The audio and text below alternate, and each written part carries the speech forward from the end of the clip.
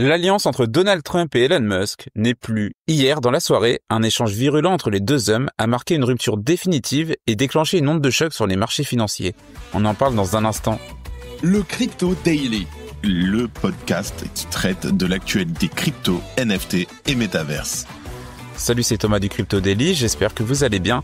Et c'est donc notre actualité principale aujourd'hui. On parlera aussi de JP Morgan et de Ross Ulbricht. Mais avant tout ça, et comme d'habitude, le coin du marché. Here we go.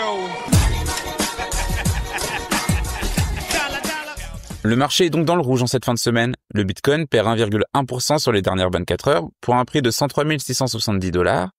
Ethereum chute de 5,3% et se situe à un prix de 2469 $. Le XRP et le BNB perdent 2,5% et 3,8%. Le Sol chute de 2,8%. Le Doge perd 7,2%. Le Tron gagne 1,1%. Et enfin l'ADA chute de 5,4%.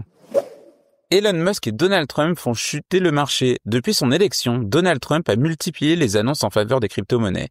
Et ça a mené le cours du Bitcoin à un nouvel ATH à 111 000 $. Malheureusement, les tensions commerciales entre les États-Unis et la Chine ont mis un coup d'arrêt à la hausse du Bitcoin, mais une autre histoire a eu un impact considérable sur le marché hier, une dispute publique entre Donald Trump et Elon Musk.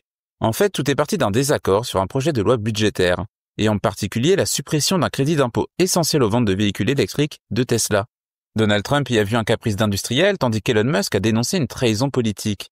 Mais la tension est montée d'un cran lorsque Elon Musk a affirmé que Donald Trump figurait dans les fichiers Epstein et qu'il aurait ainsi volontairement dissimulé leur publication. Sans surprise, une accusation aussi grave a été immédiatement reprise par les médias et a déclenché une vague de réactions sur les réseaux sociaux. Ainsi, dans la foulée des échanges entre les deux hommes, le marché a chuté.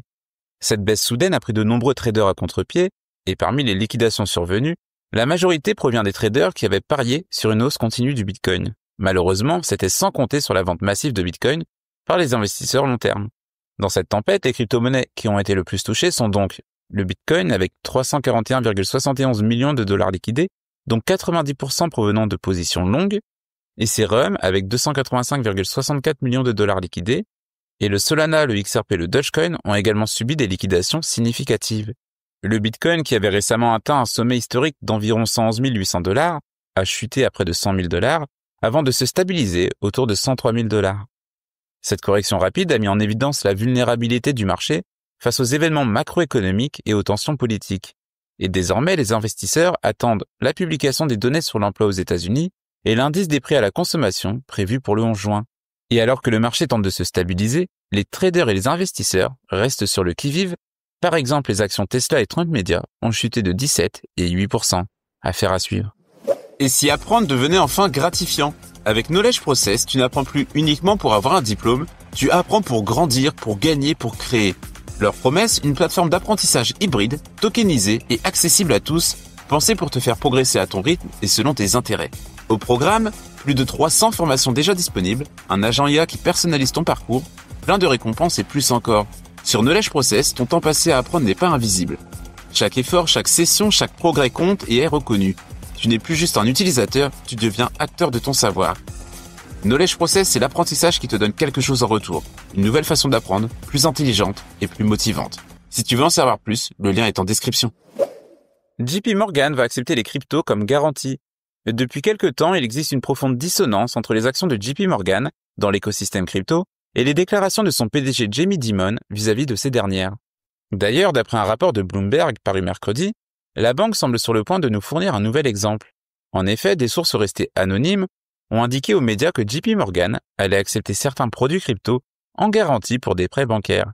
Ainsi, cela devrait commencer avec les ETF Bitcoin, en premier avec l'IBIT de BlackRock, le leader de sa catégorie disposant aujourd'hui de 70,42 milliards de dollars d'actifs sous gestion. Cette offre s'adresserait aux clients traders et à ceux en gestion de patrimoine et devrait, dans certains cas, s'étendre plus largement aux crypto-monnaies détenues en portefeuille.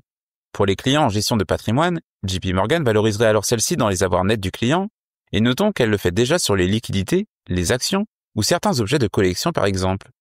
Clairement, ce qui est décrit ici repose sur le principe du crédit lombard, un concept grâce auquel l'emprunteur peut mettre son patrimoine en gage contre de la dette. Cela permet ainsi de garder certaines positions investies à long terme, tout en mettant celles-ci à profit pour lever de la liquidité. Côté crypto, c'est cette idée qui est concrétisée par des protocoles de prêt et d'emprunt en finance décentralisée, à l'image d'AAV ou de Morpho par exemple.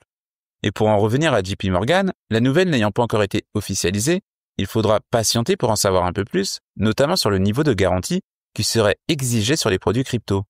Concrètement, il s'agit de savoir la valeur en dollars minimale des 10 produits nécessaires pour emprunter $1. Et c'est précisément cette donnée qui permettra alors de juger du niveau de risque de cette nouveauté à venir. Si tu aimes le Daily, une note et un commentaire nous aident énormément. Aussi, si tu ne veux rien rater de l'actualité, abonne-toi. Russell Bricht reçoit un don d'une ancienne plateforme du Dark Web. Le 1er juin, Russell Bricht a reçu un don de 31 millions de dollars en Bitcoin sur son adresse de donation. Pour rappel, Russell Bricht est le fondateur de Silk Road, une marketplace du Dark Web qui a passé plus de 12 ans en prison avant d'être gracié par Donald Trump en janvier dernier. Suite à ce don, de nombreux enquêteurs on-chain ont tenté de découvrir l'origine des fonds, et selon un récent rapport de Wired, il semblerait que les fonds soient liés à Alphabay, une autre marketplace du Dark Web. Et c'est le grand spécialiste du secteur Chainalysis qui a réussi à relier Russell Bricht à cette plateforme, qui renvoie Russell Bricht à ses vieux démons. En effet, Alphabay est une marketplace du Dark Web qui a opéré entre 2014 et 2017 et qui a ensuite été fermée suite à une opération conjointe des forces de l'ordre américaines, canadiennes et thaïlandaises. Selon Chainalysis, les fonds pourraient provenir d'un gros vendeur de la plateforme qui aurait eu accès à de telles sommes. Je cite. « Nous avons des raisons de soupçonner que ces fonds proviennent d'Alphabay et compte tenu du montant, cela suggère qu'ils proviennent de quelqu'un qui était peut-être un vendeur sur Alphabay au début de leurs opérations. Toutefois, il se pourrait également que les fonds proviennent d'un utilisateur lambda qui aurait acheté des biens sur Alphabay. De son côté, l'enquêteur on-chain ZachXBT a précisé que les fonds provenaient d'un service de mixage centralisé appelé Jambler. Pour lui, cela pourrait indiquer une origine criminelle. En effet, selon ZachXBT, les utilisateurs légitimes préfèrent généralement utiliser des mixeurs décentralisés comme Wasabi ou Samurai. Pour rappel, Russell Bricht est pour une partie de la communauté crypto le symbole de la tyrannie des gouvernements. Il a d'ailleurs récemment lancé un appel vibrant à la liberté depuis la scène de Bitcoin 2025 à Las Vegas. Mais pour d'autres, il n'est qu'un criminel qui reçoit maintenant des dons d'autres criminels. Et on a d'ailleurs fait une vidéo sur notre chaîne YouTube à ce sujet. On vient de la sortir et elle te permettra de te faire un avis. N'hésite pas à nous dire en commentaire ce que tu en penses et je te mets le lien en description. Et voilà, c'est fini pour nos 3 news principales du jour et on passe maintenant aux brèves. Les États-Unis sanctionnent une société liée à des arnaques crypto à grande échelle. Le Trésor américain a ciblé Faneuil Technologies, accusé d'avoir fourni l'infrastructure à des milliers d'arnaques de type Big Butchering. Plus de 200 millions de dollars ont été volés via de faux sites d'investissement. Uber envisage des paiements en crypto-monnaie. Le PDG de l'entreprise a confirmé l'intérêt renouvelé d'Uber pour les cryptos, en particulier les stablecoins pour faciliter les paiements internationaux. Aucune intégration n'est prévue pour l'instant, mais le sujet reste à l'étude. Un géant des ATM Bitcoin cherche un repreneur. CoinFlip explore une cession et a mandaté un conseiller financier.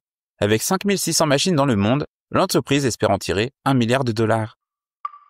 Yuga Labs propose de dissoudre l'AppCoin DAO.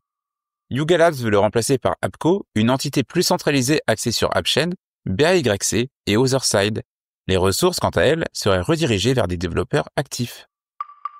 Et on termine par la poste roumaine qui installe ses premiers terminaux crypto. Un premier guichet crypto a été inauguré à Tulcea, permettant de déposer du cash pour acheter des cryptos. 4 autres bureaux suivront dans le cadre d'un projet pilote visant à démocratiser l'accès aux actifs numériques. Et voilà, c'est la fin de ce résumé de l'actualité du jour. Évidemment, pensez à vous abonner pour ne pas rater le suivant. Rendez-vous aussi sur Twitter et Instagram pour d'autres contenus d'actualité exclusifs.